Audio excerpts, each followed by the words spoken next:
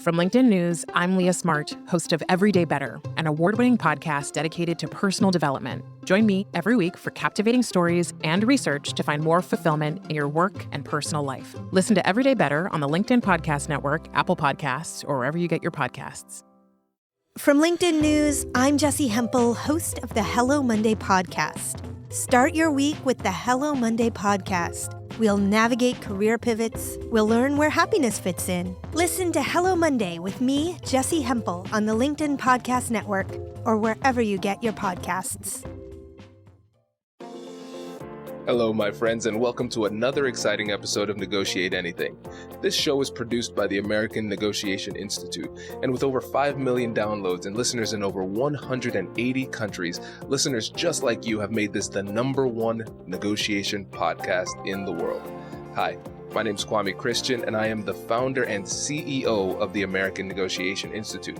Here at ANI, we believe that the best things in life are on the other side of difficult conversations, and we are passionate about providing you with the best content that will help you to make your difficult conversations easier, both at work and at home. Lastly, I want to remind you that we offer consulting and conduct trainings, both virtually and in person, all around the world. Our focus is in 3 main areas. First, negotiation and conflict resolution. Second, leadership. And lastly, diversity, equity, and inclusion. Check the link in the description below to learn more about how we could work with you and your team. And now, without further ado, let's jump into the interview. Confident salary negotiation. And so before we get into the how-tos of this, Kyle, I kind of want you to set the stage here and tell us why it's so important for us to have these difficult conversations around compensation. So on the surface, salary negotiation seems like it's just a numbers game. How can I get the most salary out of this organization that just offered me a job or will hopefully be offering me a job? And let me try and figure out that numbers game. However, underneath the surface, there's so many factors that impact how we show up to that conversation. And when I talk to job seekers, the #1 factor that comes up probably 98% of the time is confidence or lack of confidence. People say, oh, I don't have the confidence, Kyle, to ask for $40,000 more than what they already offered me. Oh my gosh, this is Meta or Amazon or some hyper-growth startup. I'm scared to go ask for more money, and confidence keeps coming up. So today, hopefully we can talk about a few ways people can boost their confidence as they go into these salary negotiation conversations. I love that. This is great. And before we get into that again, I want to kind of explore a little bit behind some of the perspectives that might hold people back. When you think about the mindsets that hold people back and make it tough for them to negotiate effectively and advocate for themselves, what are some of the patterns that you're seeing? A lot of people, when they go into salary negotiation, they have these ideas around money. And when it comes to money, they're like, oh, I don't think I'm worth this amount of money. They say, I've always made X dollars, and now this is 50% or 100% more than I've made before. And people feel like, oh, that's already good enough. I shouldn't negotiate more. And there's these negative feelings or perceptions people have around money. It can be difficult to move past that. And people connect money to their worth. I'm worth X amount of dollars, but not Y amount of dollars. And there's this stickiness that comes in. And when I come in, I try and say, let's disconnect that and not say, here's what you're worth. The money's not your worth. It's simply an exchange of energy. You're showing up and delivering a certain amount of energy to the organization. What energy can they provide back in regard to money? And that can be helpful for some people to disconnect from, oh, this is my worth. No, it's not. It's just an energy transition between you and that organization. That's so cool. That's really interesting because it almost depersonalizes the heavy conversation, right? Yeah, because it's not personal. This organization isn't hiring for you. They're hiring for a set of work. And what is the dollar value attached to that work? Not to your worth, but to that work. And what's the dollar amount that they've attributed to that amount of work? And that can be helpful. And there's a range that they've attributed to that work. And today what we're going to talk about is how much is work worth to an organization? What's the budget range for that? And not the budget range for you as a human, but the budget range for that work. And that can be helpful to understand that as you go in, and hopefully boost your confidence that you're not negotiating how much am I worth, but how much is this energy or this effort worth to this organization. I think one of the things that would be just an interesting place for us to start is talking about that operative word of fierce. Because you could have just said how to advocate for yourself or be a self advocate, but you put the word fierce in there, and I'm sure that was intentional. Can you tell us about that? Yeah, sure. I think for a lot of us, we would describe ourselves as fierce advocates for our clients, for our internal stakeholders and customers, for our VIPs, maybe even for those folks who we supervise and manage, right? We want to be fierce advocates for those folks. And so often, one of the messages I share with people is, you're already doing this.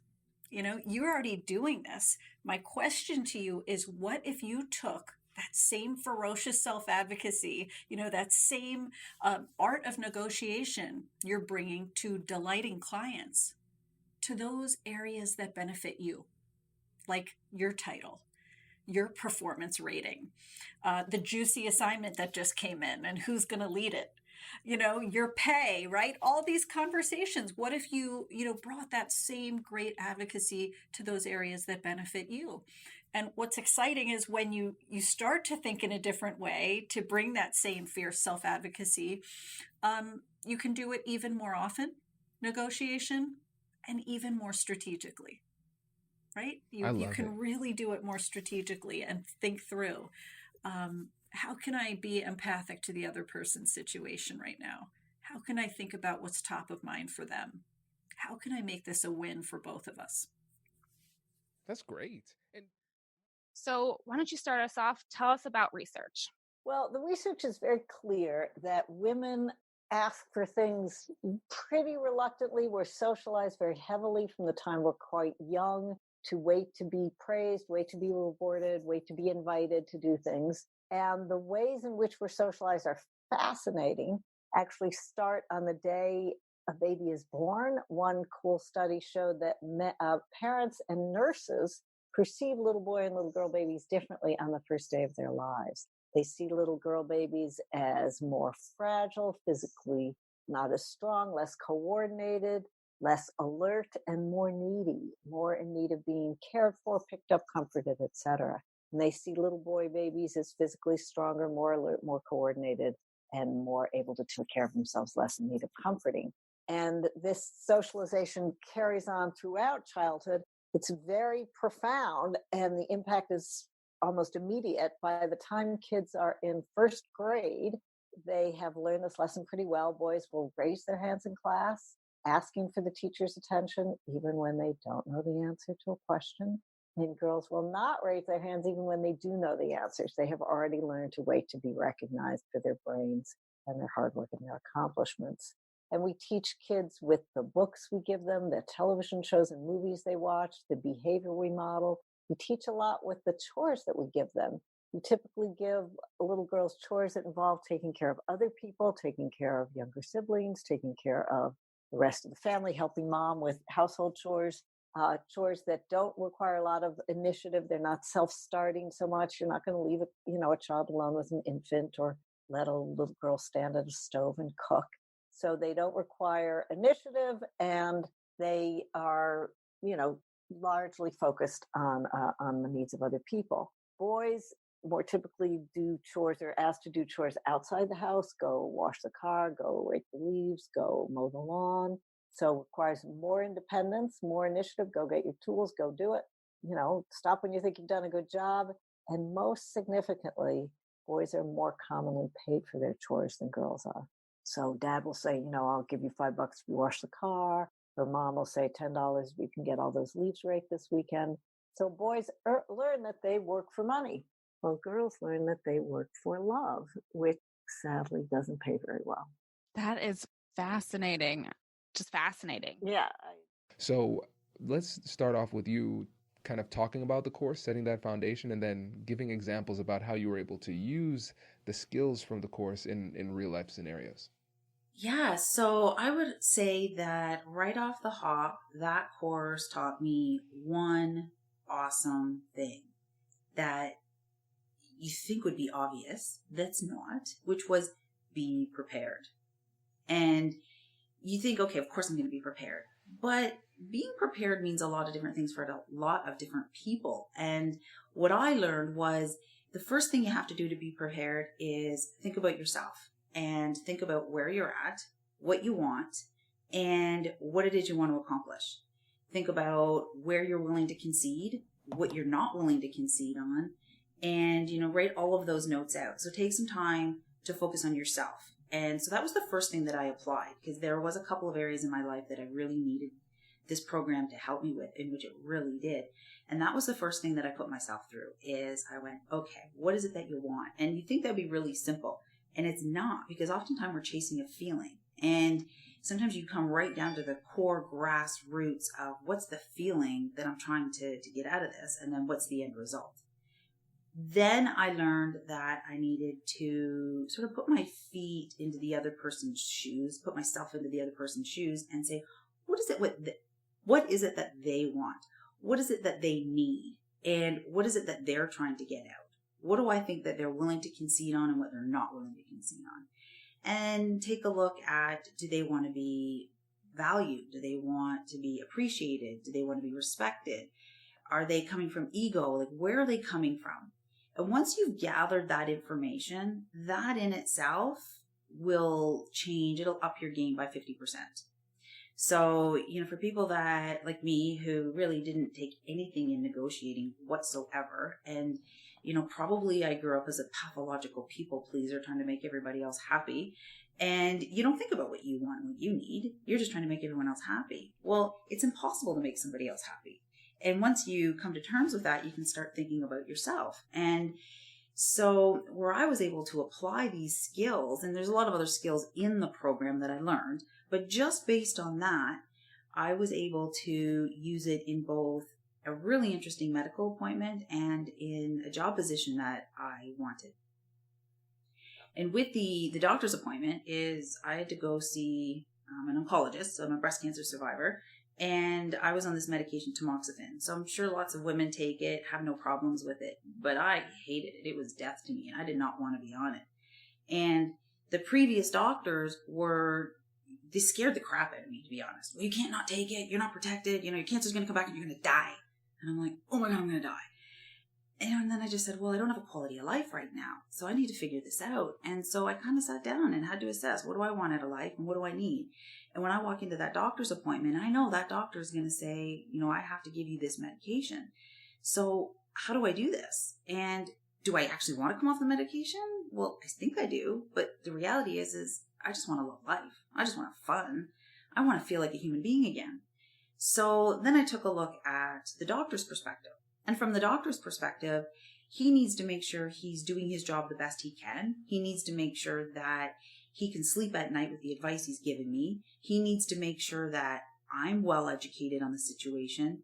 And I took all of that together and kind of wrote it all out. Went to my appointment and had a great conversation with him. And he went over all of my options. We had a really great discussion. In the end, we both decided, yes, you can come off this medication and this is what I want you to do. We came up with a plan. We worked as a team. And I know that probably doesn't happen to that doctor very often. He probably comes home frustrated most nights, just shaking his head. And he would have had an intelligent conversation with the patient. You came up with a great plan. If you have any questions, you call me whenever you want. And that was a win-win for both of us. And I've called him up a couple of times since, a couple of questions, and he's there to answer them. And I didn't just walk into his office and say, I want to come off this medication. I hate it. You don't know what you're doing. I came in and said, okay, this is how I'm feeling. This is where I want to go. I need to know what my options are. And we opened up that discussion, and it was a great discussion. So I was really happy with that. I was happy how it turned out. And to be honest, I was quite surprised because I knew I wanted to come off the medication, but I walked out of that office actually feeling empowered because I had a plan. So I'm not scared. I'm not scared that I came off of it. I do have options. I know what I need to do. And I made my choice as to what I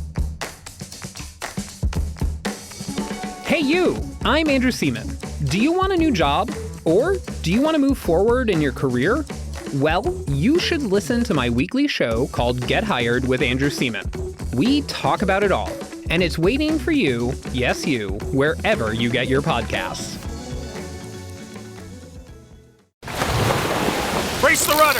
Raise the sails! Raise the sails! Captain, an unidentified ship is approaching. Over. Roger. Wait, is that an enterprise sales solution? Reach sales professionals, not professional sailors. With LinkedIn ads, you can target the right people by industry, job title, and more. We'll even give you a $100 credit on your next campaign. Get started today at linkedin.com/marketer. Terms and conditions apply. Right. Well, I mean, as long as you're feeling that fulfillment and you're moving in the right direction, that's what really matters. And I know after getting to know you over the past couple months, I know that one of your special tools that you use is strategic rejection when it comes to advancing your business. And I thought that was really fascinating because I know that embracing rejection has a lot of benefits for people when it comes to their ability to negotiate and improving their negotiation skills. And so there were 3 main things that you wanted to talk about. Can you give us a quick overview? Yeah, happy to. So, what we're going to talk about here is rejection therapy. And really what that is desensitizing yourself to the fear of rejection. And it's just like any other form of desensitization. You're afraid of germs, and every day you go touch some door handle that everyone else is touching. Like over time, you're going to start to see, hey, I'm still alive. I'm not sick. Maybe, germs aren't that bad. I recently had a buddy that was really afraid of spiders, and he was just traveling for a few months in South America, backpacking and hiking through jungles and stuff. And he's like, Alex, I'm around spiders that are the size of my face. Now, when I come back to Los Angeles, I could really care less about these little bugs and spiders that are here that used to terrify me. And, rejection is no different from anything else. You can work on building the muscle that tells you to be afraid of people telling you no. And, that's just natural. Every human being doesn't want to be told no. We're all afraid of that. It's evolutionary programmed into us that you get told no, or you get make the wrong turns, you get eaten by a lion. So these are all natural things, but by systematically exposing yourself to rejection, you can over time, and not a long amount of time, I'm talking about like days or a week, you can remove the fear of it. And it's a pretty simple process of actively seeking out rejection, and we can go into how you can seek it out. But over time, you get some benefits, and really the benefits are confidence. I mean, as you're putting yourself out there in the world and you're asking for things and you're getting told no, like obviously your confidence is just going to ramp right up. And so that's awesome. I mean, who doesn't want more confidence? The other thing that you get is a sense of humility, because we're all so caught up in ourselves. And, is today a good hair day or a bad hair day for me? I mean, like, when was the last time you realized that someone else was having a bad hair day? Like, probably never, right? Like, you're sitting in a meeting or a class or something and you're thinking, should I ask this question? Are people going to think I'm dumb for asking this question? The reality is no one cares. Like, no one cares if you ask the question. No one's going to remember. So as you're out there, like, racking your brain of like, is someone going to hate me for asking them for something? The answer is no. No one's even going to remember it. And in 2 seconds, they're like going to totally forget. So you get the confidence, you get the humility. And then the last one is as you're going through this and you're asking people for stuff and you're going through life, it's amazing how many yeses you get. And so while the goal of the exercise is to get rejected, get a no, humans are awesome. And you start to see that like people really want to go out of their way to help you. And so as you're going through this, you end up getting a lot of yeses. And I've got some like incredible yes stories as I go through this. But yeah, those are the 3 things: confidence, humility, and then you just see the world in a really positive light. I love it. Perfect. So let's dig deeper. Congratulations! You've just joined an elite club. By listening to a full episode, you're now officially on the Negotiate Anything team. So welcome aboard. What most team members do is they subscribe to the podcast because that allows them to automatically get the latest episodes of the show. The best things in life lie on the other side of difficult conversations. Keep learning, keep practicing, and keep getting better. Your relationships will improve, your career will soar, and you'll have the confidence you need to get the most out of these crucial conversations. Again, thank you for joining the team. We're excited to have you, and I will see you in the next episode. I'll catch you later.